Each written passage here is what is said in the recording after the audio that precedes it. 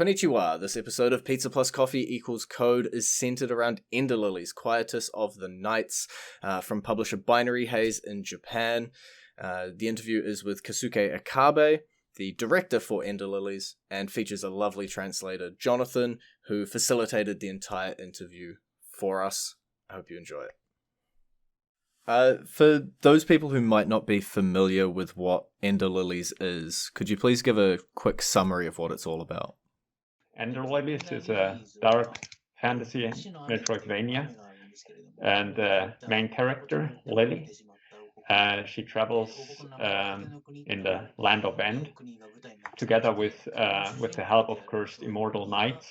The thing is that this kingdom that she's traveling through has been destroyed through a never-ending reign of death. For the video game, what sort of inspirations did you have in terms of other video games or anime or really anywhere?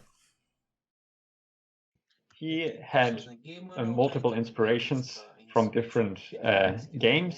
For example, he likes stories with multiple, contrasting protagonists, like Ico or The Last of Us. And during the initial development of the game, he had the idea of having a kind of innocent girl, Lily, contrasted with this group of evil-looking undead knights that are helping her out. So he's decided to use her as the main character. And for the look of the game, the art is by Vanillaware, which is a developer behind beautiful 2D games like Odin Sphere. So the world itself, it's inspired by titles like Dark Souls, Nier Automata, or Hollow Knight, where you have adventures that take you through a beautifully yet emotionally dark, apocalyptic landscape. Those are the visual inspirations. And heading a different direction, looking at the music, the soundtrack's quite important to a game, and I saw that you guys have quite a talented group behind the music for your game with Mili. Can you speak a little bit about how the music helps the game? So the setting of this game is a submerged apocalyptic world where it never stops raining.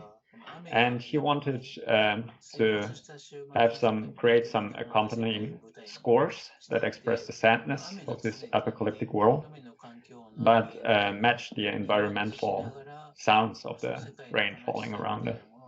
So the reason why he wanted to ask for the music of Mili is because he has been a fan of their work, especially the main theme that they provided for the free novel game, Municia Cry of Pluto.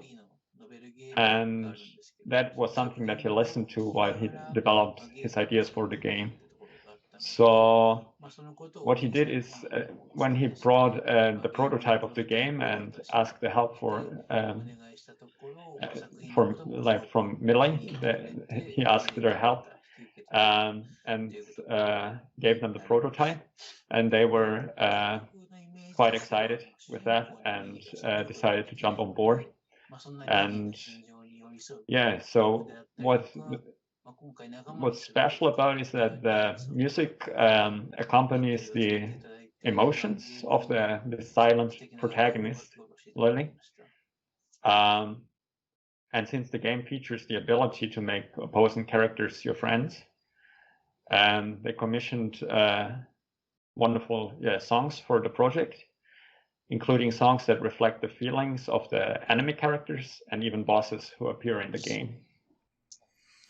And talking about those bosses, I looked at the trailer that was on Steam, and there's quite a lot of abilities, and the combat looks quite unforgiving.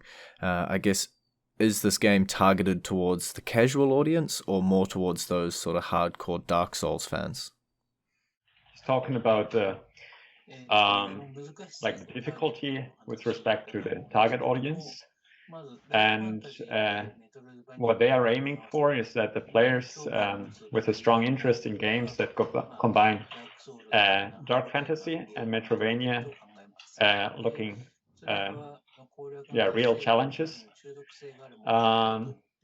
And the thinking behind that is that a strategic sense of accomplishment is more addicting than anything else. So that's what the game is following, this theory, and is tailored towards an audience that is in that way.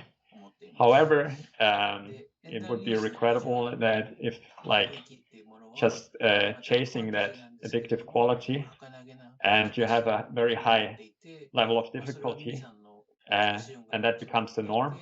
So that would be regrettable if some players would be turned away at that point, lose interest. So what Ender Lilies does is employ visuals from dark fantasy with fragile beauty accompanied by beautiful music from the artist Mili, and to attract a wider range of players.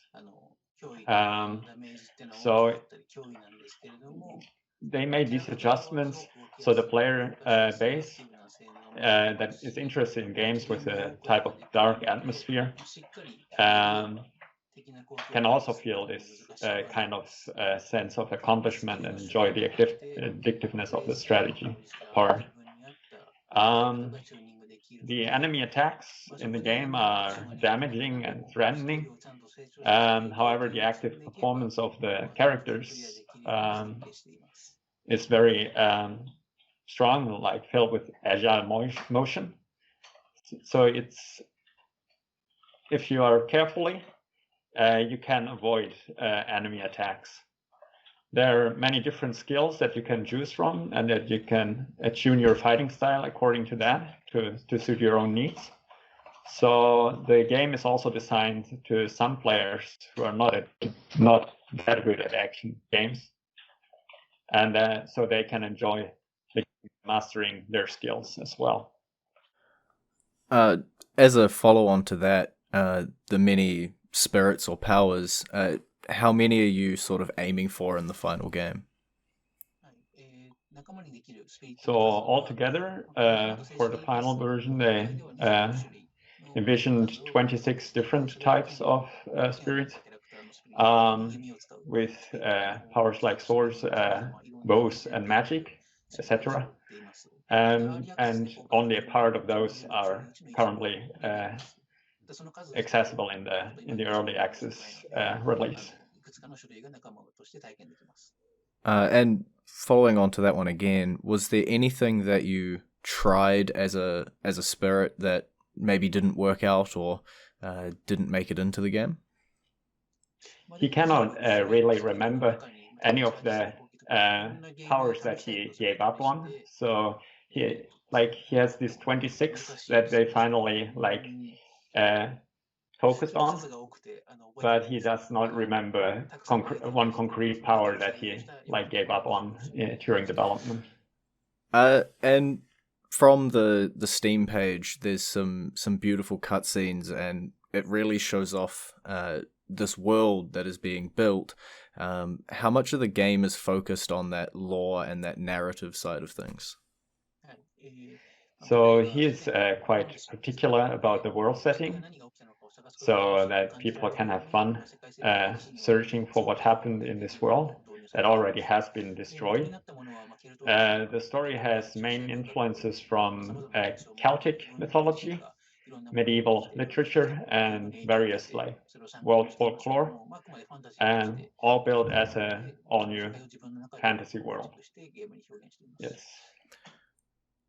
You've chosen to use Steam Early Access for this initial release of the game. Why did you choose Steam Early Access? So they wanted to get feedback from the players and to improve the final product, and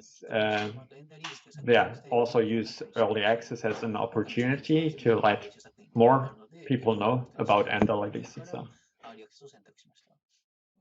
It hasn't been out for long on early access, but the reviews that are on Steam are already coming through positive.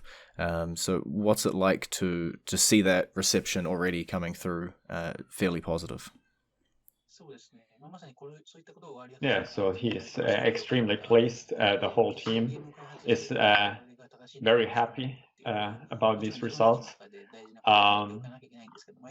Yes, so yeah, that's all he can say to that. So very, very happy about the good reception of the game. Are you expecting that some of the player feedback will change the direction of the game a little bit, or I guess just help fine-tune a little bit of it? Yes, so the story and the volume of the game and all these big things are basically already decided on, but things like difficulty or motion and animation or brush up of the visuals in total, that those are things that could be influenced by the user feedback. And just working through early access and then even once the full game's out, what is your biggest hope for Ender Lilies?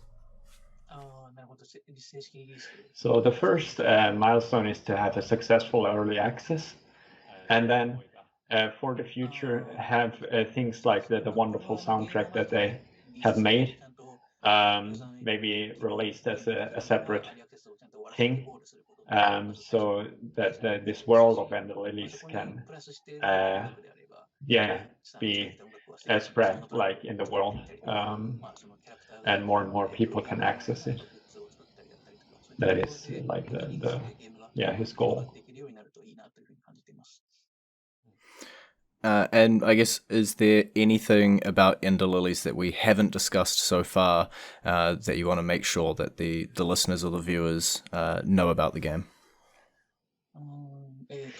So at this early access, you can only play, I think, 3 stages, but the game itself will have multiple endings. So he wants all of the users to be excited for that, and know that there are multiple endings to this story. Oh.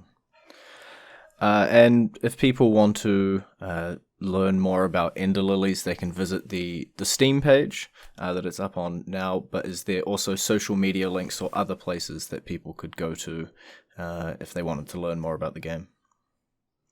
Right. So except from Steam, there are also official sites on Twitter and Facebook for Ender Lilies, where you can get the newest information that will appear there, and discussions and other things will be on the community hub in Steam, on the Steam page, community site. Yes. Steam. And I believe YouTube as well, coming through on the chat. Yes. those are the channels where you can get all the relevant information. Sweet. Well, thank you very much, everybody on the call, for taking time out of your day to have a chat today. みんな今回ここに参加している方はみんなありがとうございます。ありがとうございます。Thank you very much. Thank you. Bye. Thank you. Everybody take care. Thank you very much. ありがとうございました。Take care.